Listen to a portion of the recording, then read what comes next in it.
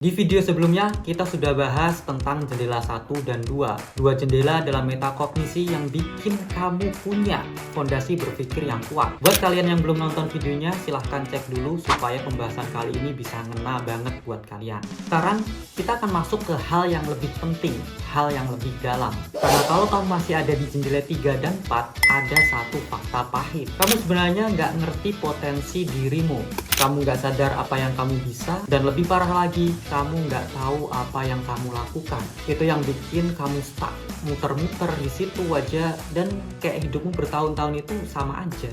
Dan akhirnya kamu percaya, ini batasanku. Padahal sebenarnya bukan.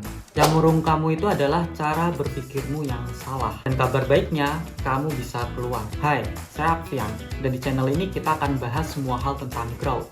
Business growth, mindset growth, career growth, dan semua hal yang bikin value kamu tumbuh lebih dari saat ini.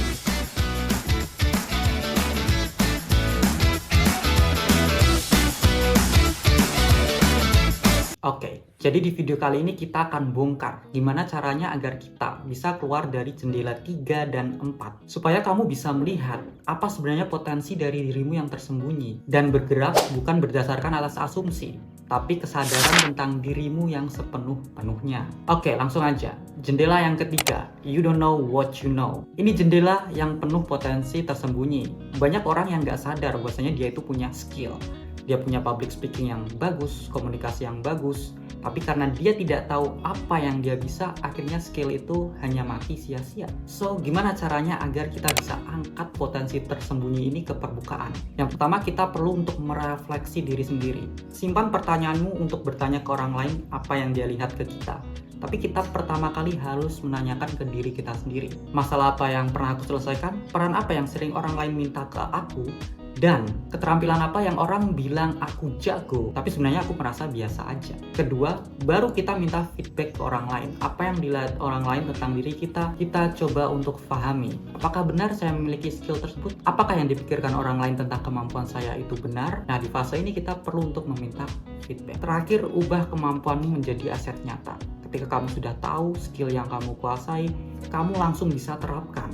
Misal kamu memiliki skill komunikasi yang mudah untuk dipahami orang lain, maka kamu bisa langsung coba untuk mengajarkan suatu hal terhadap orang lain. Mungkin ini bisa menjadi saranamu untuk membuka bisnis bimbel misalnya. Sorry bro, itu sebenarnya bisnis gue yang red ocean banget. Tujuan akhirnya, hal yang awalnya nggak kamu sadari, akhirnya kamu sadar, dan dari jendela 3 berubah ke jendela 1 atau 2. Kemudian jendela yang keempat, you don't know what you don't know. Artinya kamu nggak tahu bahwa kamu nggak tahu.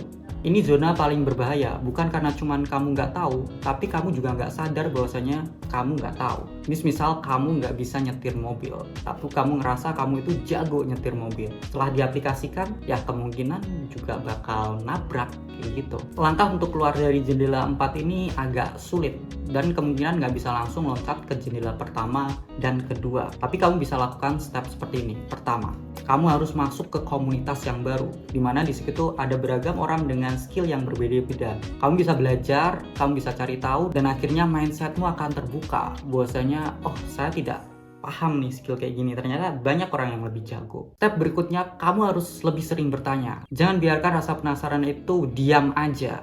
Ketika kamu bingung, ketika kamu penasaran, kamu harus langsung tanyakan. Step yang ketiga, expose dirimu ke informasi yang baru. Sebagai contoh, kamu bikin sistem yang tiap pagi kamu harus baca 2-5 lembar buku tiap hari. Sehingga kamu sadar, oh ternyata saya nggak jago di bidang itu. Banyak orang yang lebih ahli daripada saya. Dan yang terakhir, kamu bisa bikin audit skill. Yani kamu bisa bikin semacam sistem progress, apa skill baru yang kamu sudah pelajari hari ini, apa yang kamu lakukan hari ini, dan wawasan baru apa yang sudah kamu baca hari ini.